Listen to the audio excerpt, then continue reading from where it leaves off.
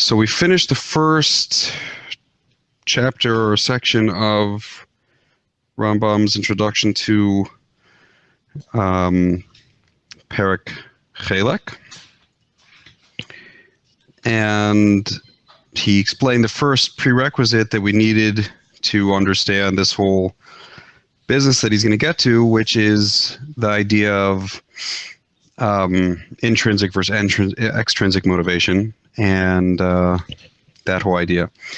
And before going on, I just want to emphasize one point and tie it into this, to what he's been saying, that there's a general question of approach when it comes to Torah, mitzvos, and religion and all this stuff. And that's a question of which is more important, the people or the Torah. And it's very important to recognize that the answer to that is people. That ultimately, every person has a godly spark, and God has unconditional love for every person. And the reason that we're being given the Torah and the mitzvos, the commandments and all these things, is to help people, to help mankind, to help us bring out this inner potential that we have, as opposed to looking at a person and judging them based on how much, what they do or how much they know and these things, and judging their worth and their value based on that. And that makes a big difference whether the whole approach to understanding everything in Torah and all the mitzvahs and all the laws, whether it's an approach that is kind and empathetic and merciful and understanding, or whether it's a judgmental, harsh, cruel approach. And this ties in very well to the analogy he's giving of education. We're living the world, and everything that we're experiencing in life is basically one big classroom where God is teaching us and trying to teach us certain lessons. And just like in regular education, like a school system, which I'm involved in my, professionally, that type of thing, it's very important to recognize a school system could be very helpful and very successful and really help nurture a child's potential. And it can also be a really horrible, crushing, stifling experience where a kid feels just very stifled and judged all the time. And the difference of whether it's going to be successful or not is on this attitude and approach. If it's clear in the minds of the teachers and the administration and everyone that the real purpose is to help the child, and in order to do that, we need to have rules, we need to have systems, we need to create a system of grading and tests and measurements and all of those things, but the purpose of that is to help coach and guide the child. So then, with that understanding in mind, the child may not always appreciate that and be able to have the maturity to understand that. I mean, as they get older, you want to gradually let them know that, but definitely the teachers have to know that in order to be able to know when to be strict and when to be lenient, when to make exceptions to the rule and when not to make exceptions to the rule. So if they keep, the focus is on what's going to help the child, each individual and the whole class and the whole school develop, so then the answers are much clearer. It's not always simple to know the answer, but it gives you a general perspective and direction that will be correct. On the other hand, if a person loses sight of that, then it becomes about the system, and it's about maintaining the system and about maintaining the rules and the order and the laws of the school and the structure, and you just crush kids against that. And if they can't conform and they can't meet up to it, then you say, well, just throw them out. And so similarly, that happens a lot of times with religion, where people take that point of view, where they become so passionate and it could be very sincere and very passionate about upholding the laws and the structure, and they forget about the bigger perspective. It's really about helping people, and instead of using this as something to crush people against and things like that. So that is a very important point to remember as we go forward, because we're going to be talking about people and on different levels, and we already mentioned people on different levels of maturity. And it's important to remember that the purpose of this is not to judge what level a person's on for the sake of comparing one person to another or determining their relative value in any way. Instead, like in education, it's fine for a kid to be a kid. It's fine for an adult to be an adult. Whatever level they're on. The main thing is that they be age appropriate and do what is important and proper for them at that age and that stage in their life and development. And even if a person missed some of the stage they should have had, okay, so let's see where they are and what we need to do to help them move forward. And that's really the proper approach to take in understanding the Torah and all the laws, and it's really important to keep that in mind. And with that perspective, it will be easy to understand how it's properly applied, and a lot of things become clear. And with the other perspective, a lot of the same laws and the same teachings of the sages can be read in a way that's very cruel, but that's not at all the intention, not the way to understand it. So that's something important to keep in mind. Always, and especially now as we're going to go forward a little bit. Okay, so we're going to start the second section here, which, if you're looking along in the English, is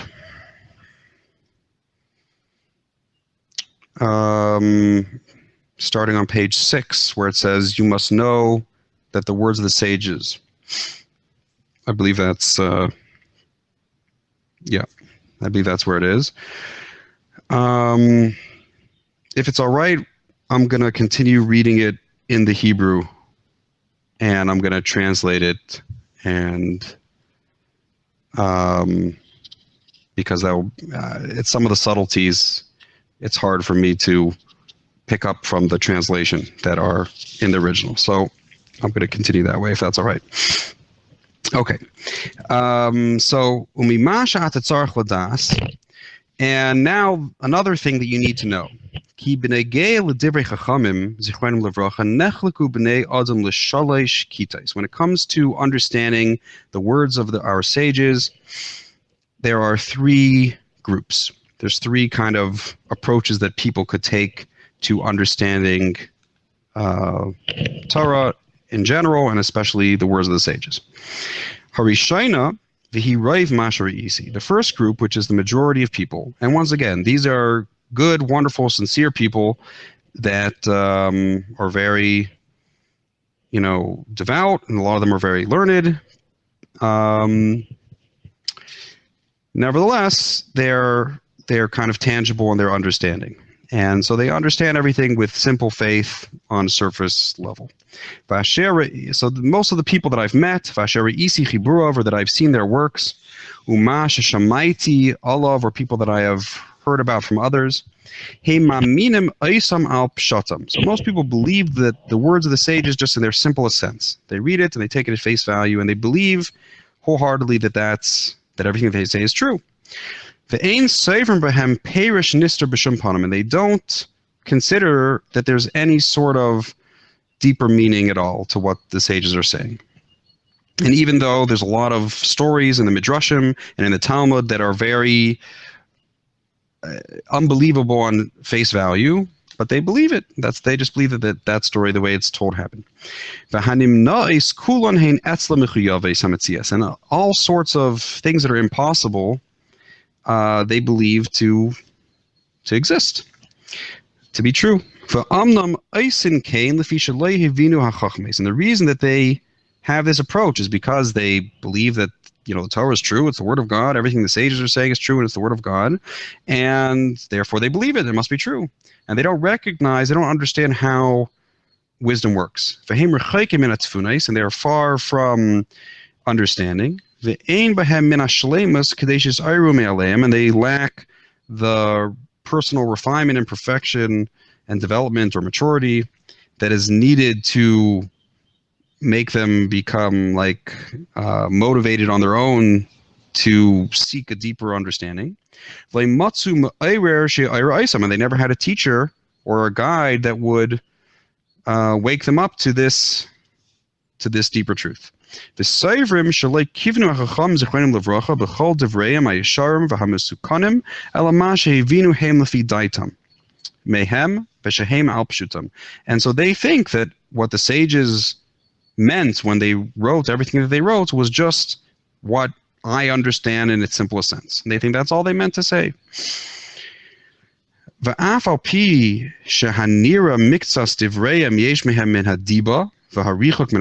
though some of the things the sages say are, obviously exaggerations or hyperbole and things that are illogical. Then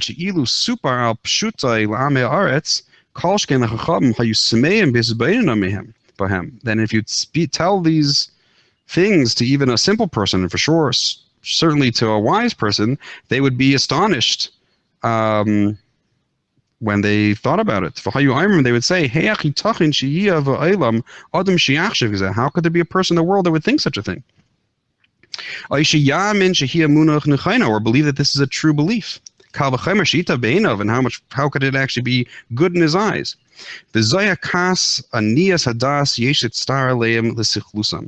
And this group that are lacking in understanding, so it's a shame.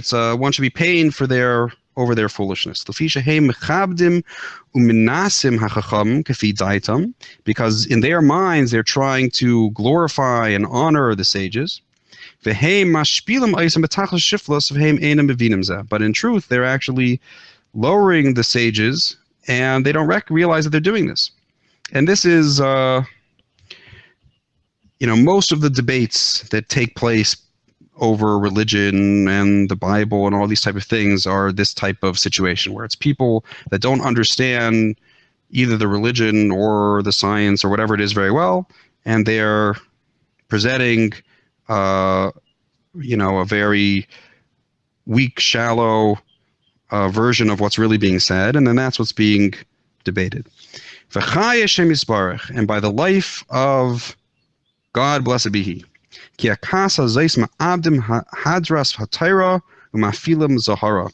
this group destroys the glory of the Torah and they darken its light. And they take the Torah of Hashem and they make it into the opposite of its true intention. Because Hashem says in his perfect Torah, Asher Yishmunes kol achukim ha'ela v'amru rak am chacham v'novin hagaya gadol zeh. It says in Deuteronomy 4:6 that when the people of the world will hear about these statutes that you've been given, they will say, this must be a very wise and understanding nation. So we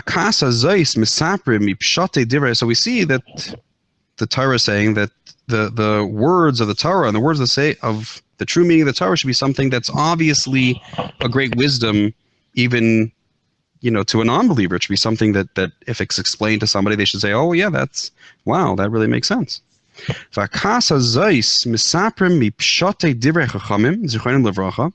this first group which is the majority of religious folk, they relate things from the simple teachings of the sages.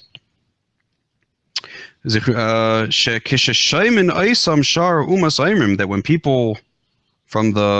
when other people hear it, they say, how foolish and disgraceful is this small nation. So it brings about the opposite effect. And most of the teachings that these preachers expound, and they are themselves teaching things that they themselves don't really know and understand. And if only, since they don't themselves understand it, and they don't really really recognize the truth of it and understand it, could be better if they would be quiet. Like it says, if only they would be silent, so then they'd be considered wise. Or if they would say, or at least they should admit that this is what the sages say, and we don't understand what they meant. And we don't know how to explain it. So that would be better to at least have the humility to not have to invent an explanation that fits with their shallow understanding and present that as if that's the truth. But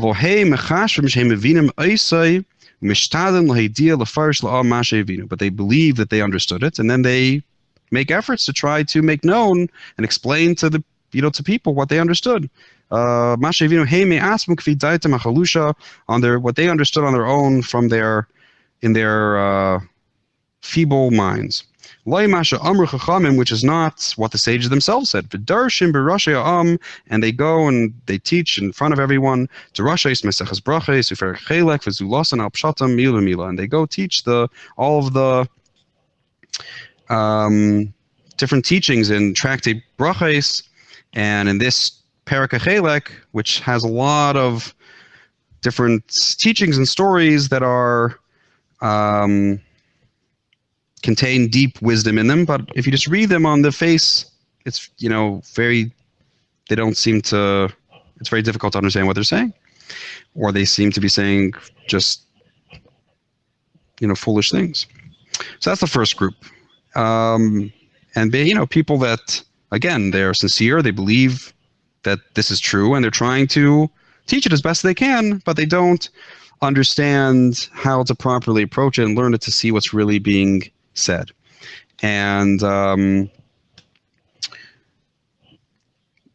once again, based on what we mentioned last week, there's a dilemma in teaching the Torah, is that not everyone's at the same level of maturity. And so going back to the analogy of a school child, if you tell a school child that we don't really care about the grades, what they're going to hear is that I don't have to learn and I don't have to try.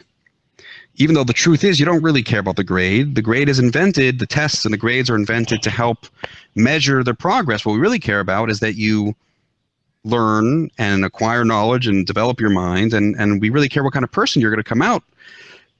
You should come out to be a developed, good person. And that's really what's important. And the whole system, the rules and the tests and the grades are all just to help motivate the children to do that properly and to help track the progress.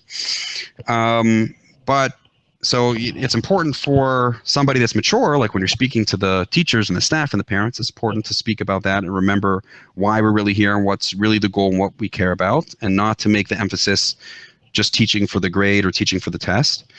On the other hand, the same words, if you would say to the adult and you'd say to the child, would be understood differently. And so that's the reason why the oral tradition, the explanations of the Torah, weren't originally allowed to be written down, because it's impossible to write it in a way that will fully give across the meaning. And the problem is, in order to really understand it, you have to have a certain experiences and a certain type of maturity that come from those experiences in order to have the perspective and see the perspective where they're coming from and what context it's being said in, and to understand the sense of what they mean. And so both the Torah itself, the Bible, in other words, and the words of the sages are therefore written in a way where there's many layers that are stacked on top of each other.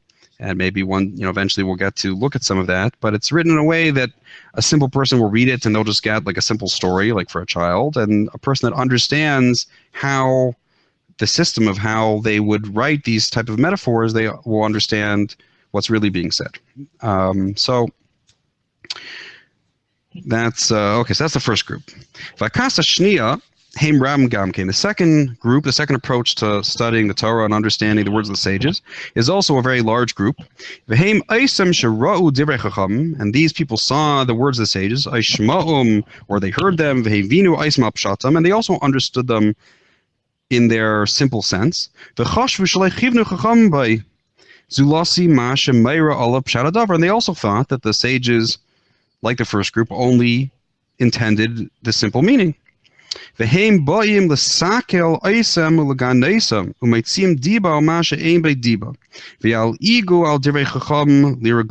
say, well, the sages were outdated. They didn't know what they were talking about. They were foolish, and they were ancient, and they were primitive, and they didn't understand, and they just mock what the sages said.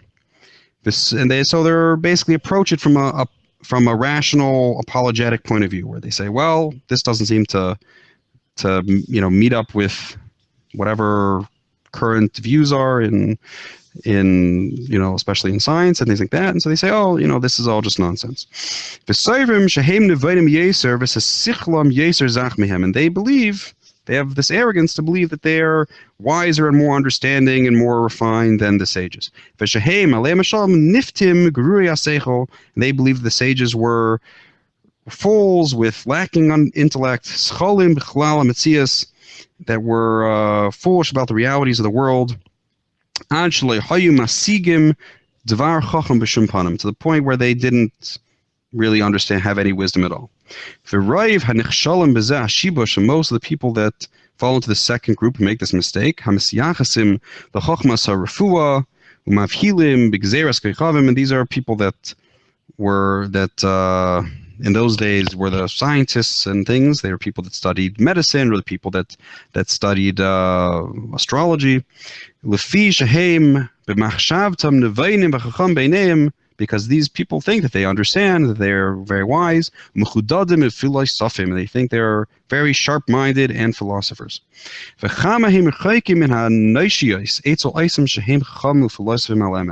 And these people are very, very far from the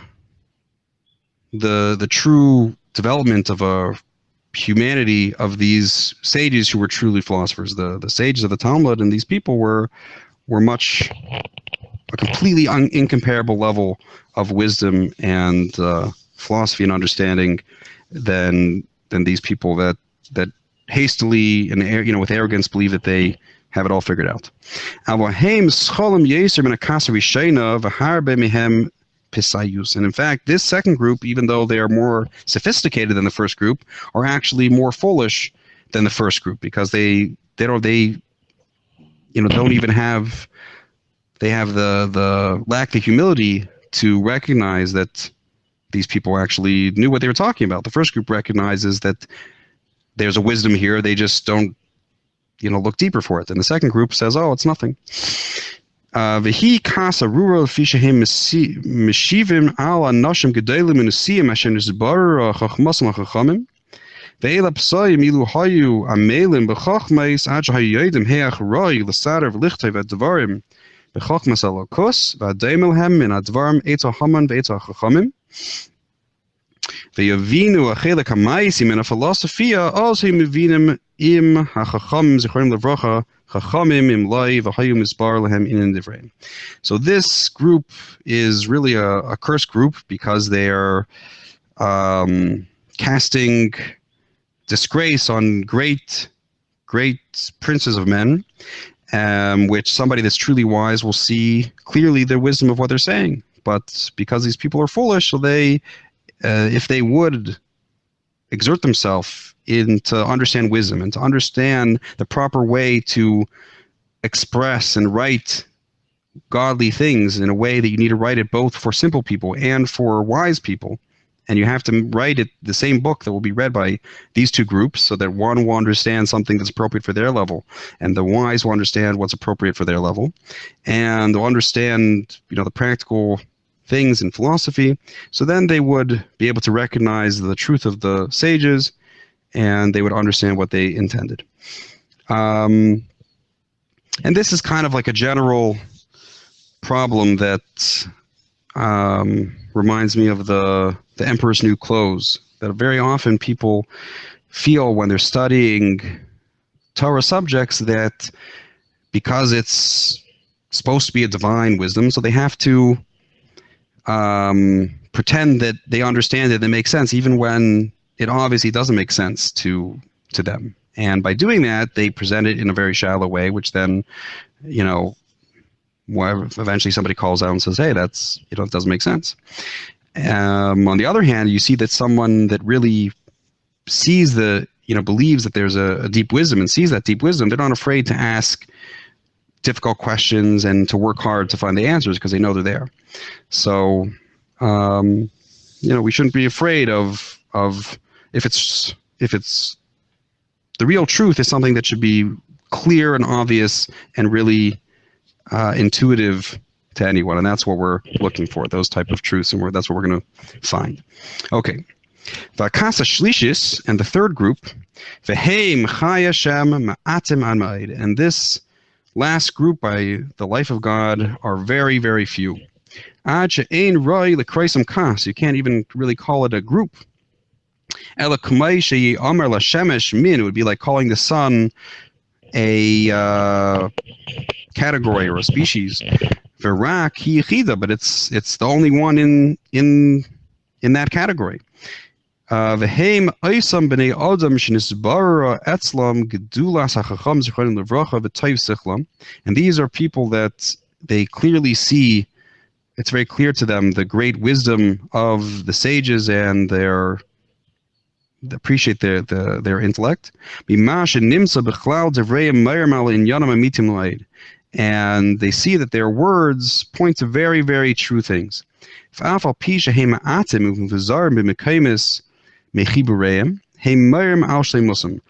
even though these people are very few and they're very spread out, there's just one or two in different countries and throughout different ages.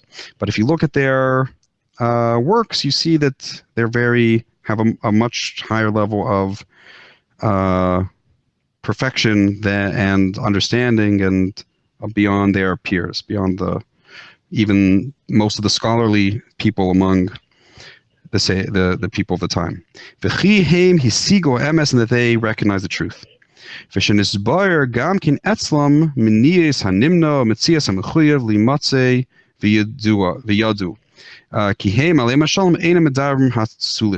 And they recognize what is impossible and what is absolutely necessarily true. They understand what's reality and what's fantasy, and they recognize that the sages of blessed memory don't speak these kind of nonsense things. And it's very clear to them that the words of the sages have both a simple sense and a deeper inner sense. Whenever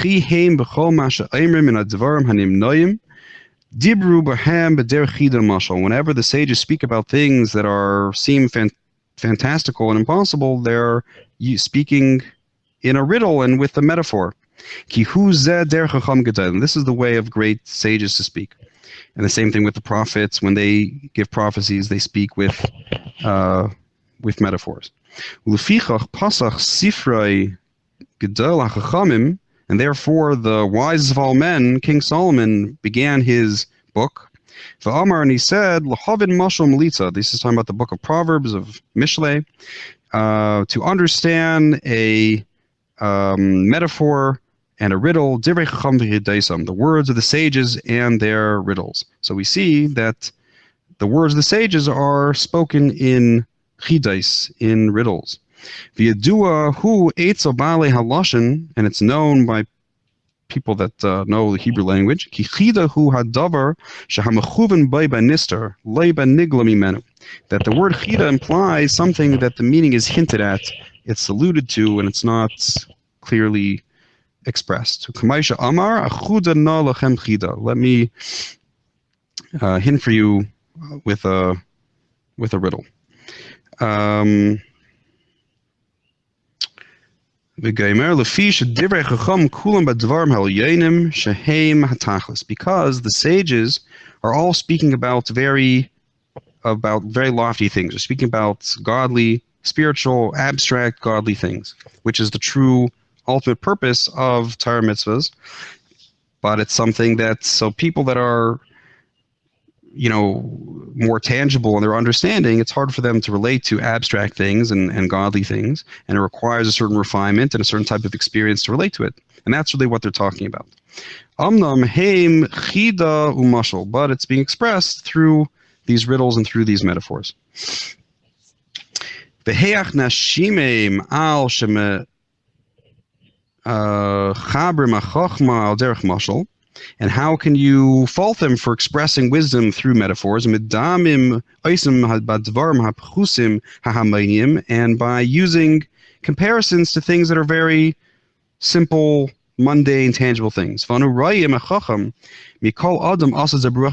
see that the wisest of all men did this with the divine spirit. Who do I mean? Shleima b'mishlei, that King Solomon, when he wrote Proverbs, V'shir Hashirim, and Song of Songs, Uv'mixas Koheles, and some of the book of Koheles, which is called Ecclesiastics in English. And so there he's speaking about very lofty, godly things, very deep things in godliness and Kabbalah and theology and these things. But he spoke in very simple metaphors. Ve'ech yiksha leinu lizbar perish al divrayim elohaitzia mipshatam kadei sheyeyos lasechol v'yaskim emes v'im kisvei hakodesh v'hem ba'atzim seivrim b'psukei hamikra meitziim eisam mipshatam musim eisam mashal. How could we look at the words of the sages and find it difficult to recognize that they're hinting, they're using metaphors to allude to a deeper meaning, when the sages themselves are constantly explaining the verses in the Torah and explaining what the inner meanings of them are and explaining the metaphors that they're expressing. And this is the truth. Like, for example, the sages explain the verse, Hu hika eshnei Ariel Mayav, that he hit the 2 lions of Mayav. Shehu chule mashal, that's a metaphor. V'chein mashenema yarad v'hika sahari b'seicha bar, that he went down and smote the lion in the pit. V'chein mi yashkeni mayim ibar beis alechem, and like it says, who will give me water from the pit in beis lechem? Mishar sipur kule mashal, that the whole story there is explained as being a metaphor. V'chein sefer Iev b'chlalei amruk sasa mashal hoya, and there's one opinion in the Talmud that says that the entire book of Job was a metaphor. And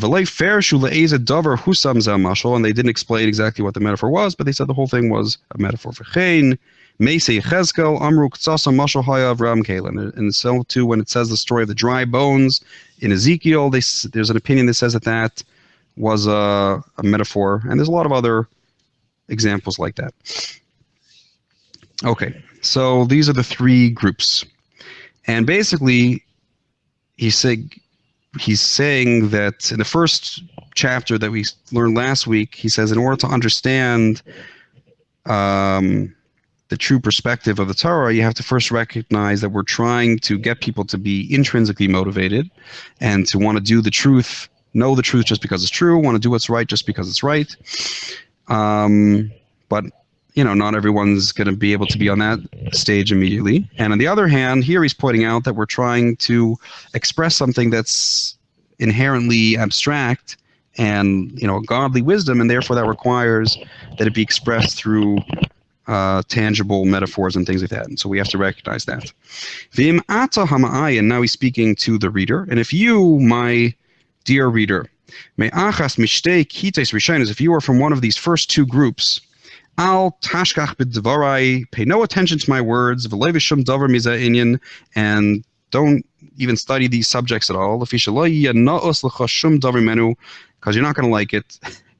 Avo yazikcha v'sisna'eu, it's going to actually be harmful for you, and you will hate it. So if you try to express these truths to someone that's from one of the first 2 groups, he says you're not going to like it.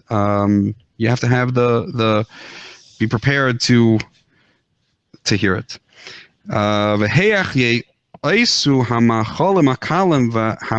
Hama'atim b'chamusam v'yisharim b'yichusam l'odam shehirgil b'machalim harayim havakvedem. And this is like if you would have someone that is used to eating junk food all the time, and you give them very healthy food that's light and it's a much smaller portion, but it's much more healthy. So if a person is used to eating that way, then they'll appreciate it and they'll feel good. A person that's not used to it, they feel like it doesn't have any taste, and they won't feel full, and their body won't be able to have it. It's actually not healthy to suddenly change the diet so drastically. And so just like that's true with physical food, the same thing with one's beliefs and with one's understanding. If a person has to be gradually brought up to the refinement, the maturity they need to have this. And on the I do have to say just about this that this is in general one of the reasons why all of the secrets of the Torah were something that were not generally taught openly. Nowadays, they're because the twofold. One, because the world has become generally more refined, and two, because they've developed better methods of being able to teach and explain these ideas to everyone. So now, like the Arizal writes, that now it's a mitzvah, it's an obligation to reveal these ideas, and especially the Baal Shem Tov even more so said that it's important to reveal and spread these things.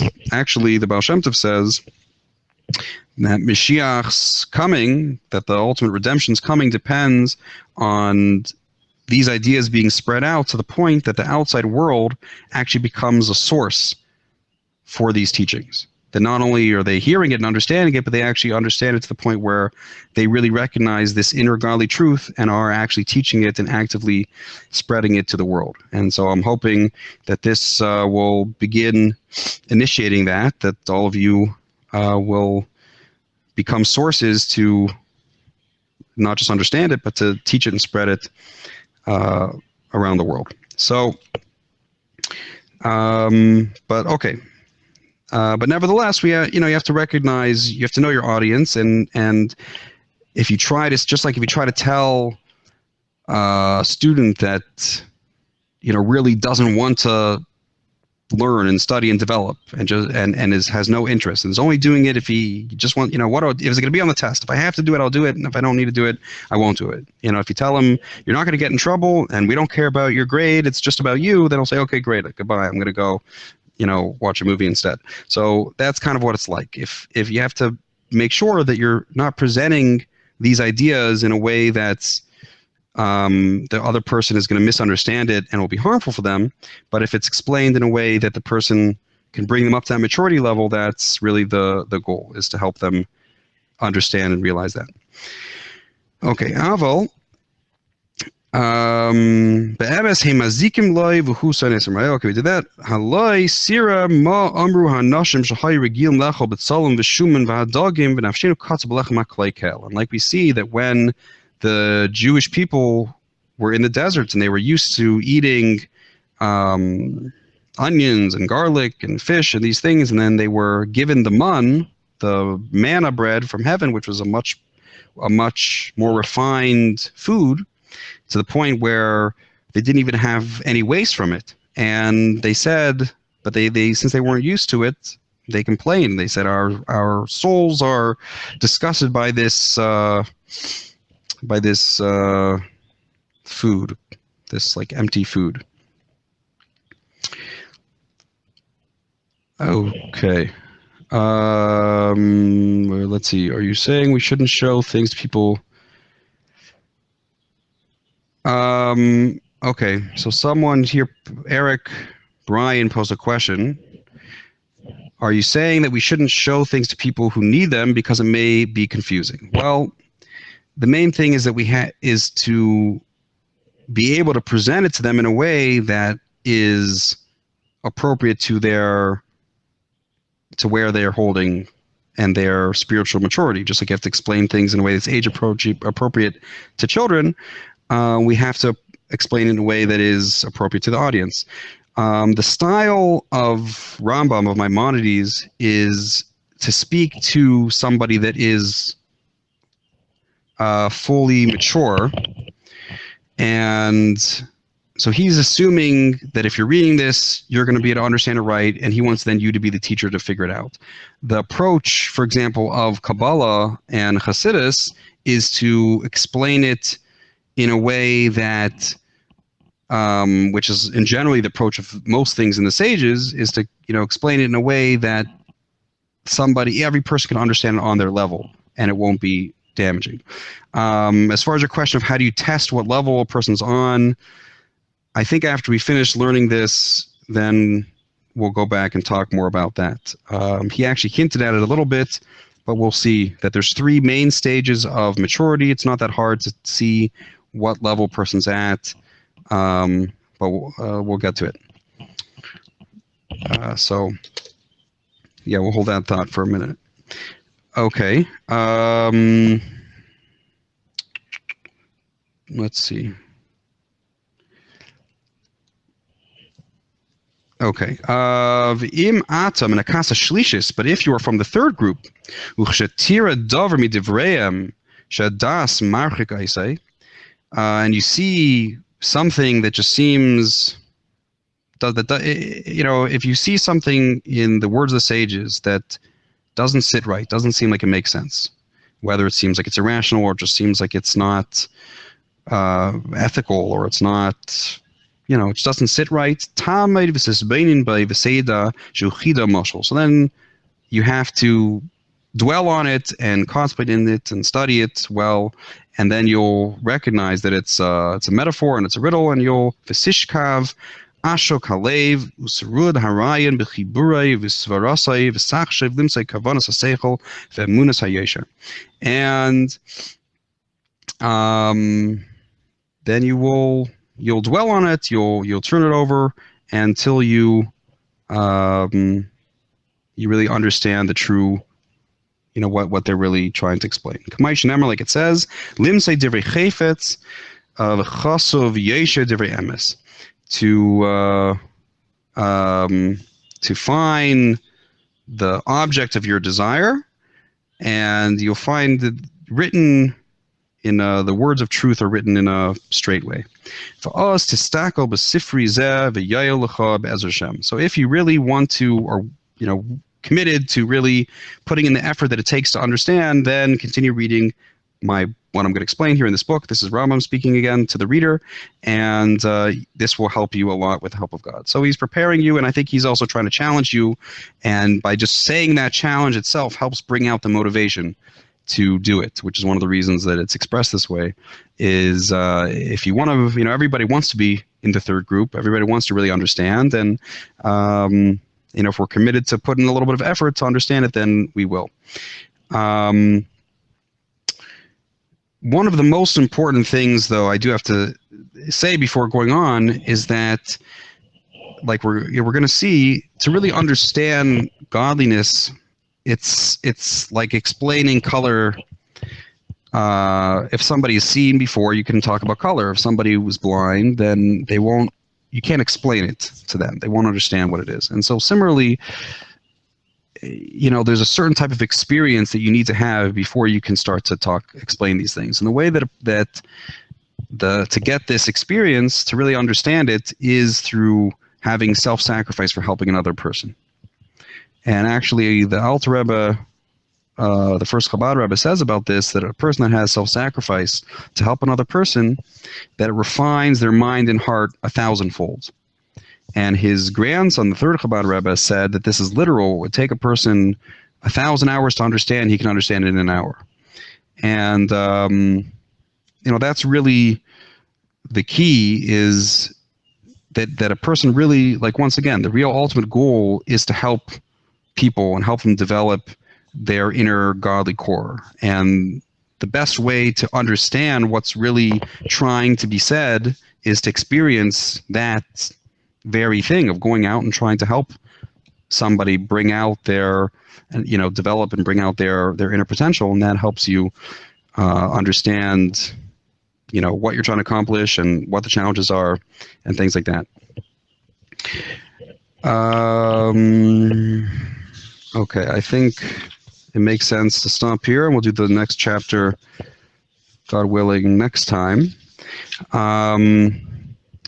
So before, even though I think Brian's question is going to be best answered after we finish the next chapter, I'll just give a little preface to it now. And this is that there's three main levels of maturity that we're looking at here, like going back to this analogy of a child in school and educating a child. So the first stage is when you have a kid that's really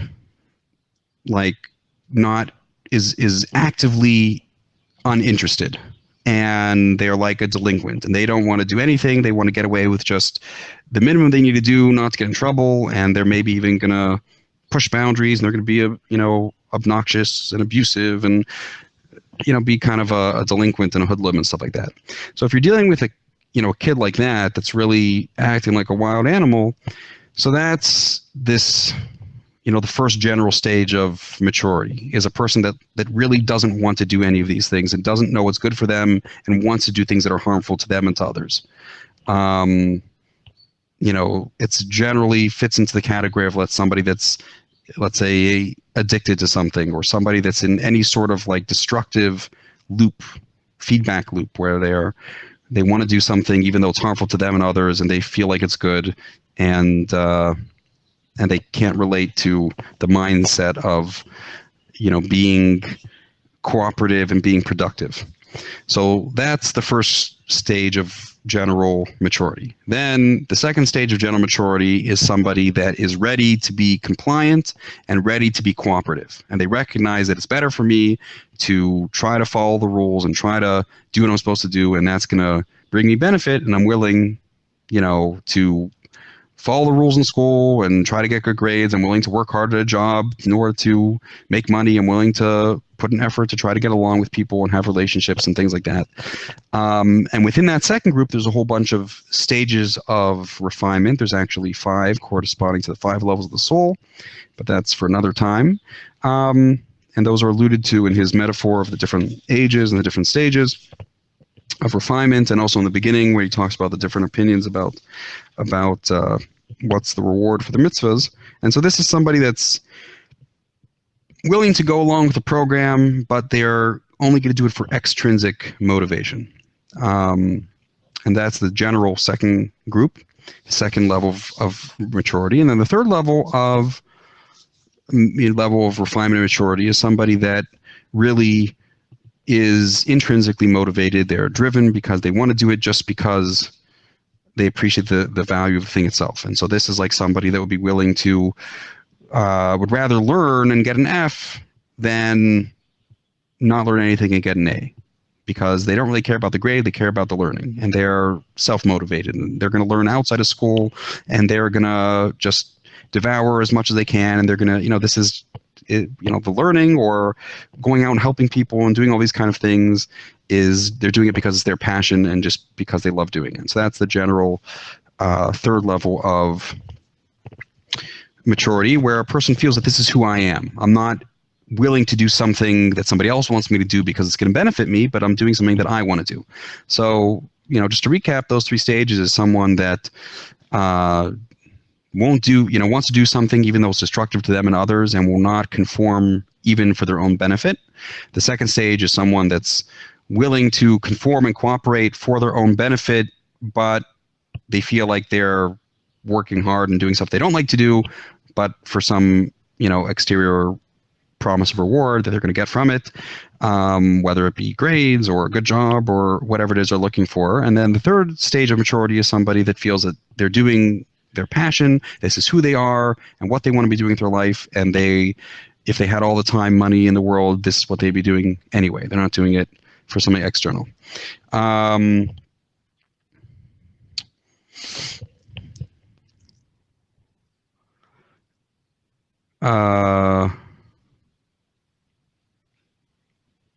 not sure what you mean by the analogy of the sun. Oh, you mean is that a sun with an O?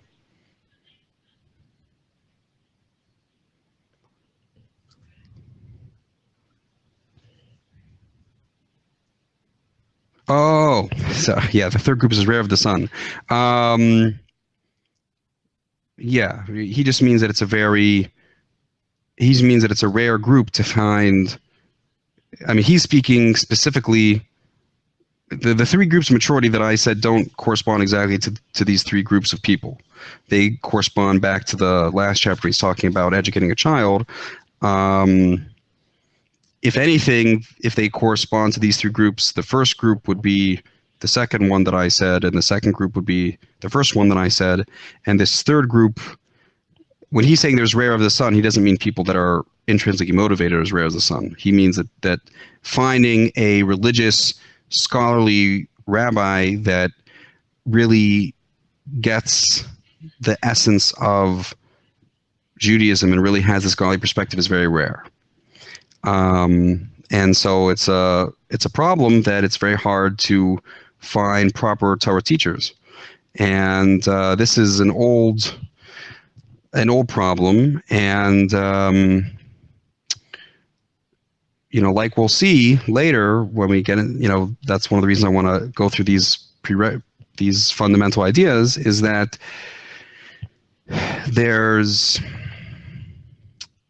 just like, let's say, in a school system, you have all the rules and you have the system, and the advantage of that is that it's easily repeatable, like a franchise. It's something that's easy to copy over, but that's kind of like a spore or like a seed. It's meant something that can easily spread, but in order for it to really grow and flourish, it has to be the right environment that lets it really take root and develop and flourish. And so, there's a lot of people that have the seed, which has that little germ inside of it that's able to sprout and able to grow, but there's very few people in these days in exile that have developed it to the point where they really, see that godly essence inside of them and inside of others, and bring it out. And those are, there was a time, like in the time of the temple, where there was huge academies with thousands and thousands of prophets, of Nevi'im. So in that time it was much more common. But after the temple was destroyed and the sages were killed in the process, and and the whole method of really transmitting the meaning of the Torah was almost completely lost, and there were very few people left that really were able to teach the inner teachings of it. And that's one of the reasons why Rambam, Maimonides, says that he's going to write these books, even though some of these are things that normally you're not supposed to write down. But he feels like if he doesn't write it, then it's going to be lost when he dies. There's not going to be anyone left. So, and I mean, now we're just talking about it from the outside, but I think as we go on, everyone will start to get a sense of what we're really talking about, and open up to that perspective, and hopefully we'll be able to see what's going on. Thank you so much, Rabbi Walters, for teaching us. This is the second class. I'd say it's successful, and I hope to get more people in here for next week, and now that we're making it a regular thing. This is really wonderful. I think all of us can vouch for that. All right. Well, yeah, I think it's great, and it's I think that now we're in a time in history where the world is ready to understand these things. I think people now are able to understand things in a much more sophisticated way, and also living in a time of relative abundance and prosperity also is very important to make this easily accessible to much more people. Because when people are really scared for their own survival, it makes it very difficult. It kind of tends to impair someone's spiritual development, because they kind of close into this like survival mode. And but now it's much easier for people to tap into these things, and for other reasons. It's really and I think it's time to expose the real what's really going on underneath the hood of Judaism and all this stuff. So yeah. We agree. We just need somebody like you to teach and give it over to us in a really proper way. I think we all can detect that that's what's going on, and so we're all really appreciative of that. Yeah, my pleasure. Oh, people are saying they can't hear me, but I think you can. Oh, my pleasure. Thank you so much. So we'll see you next week, God willing, same time. Okay. Take care. Thank you. Be well. Yeah. Bye-bye.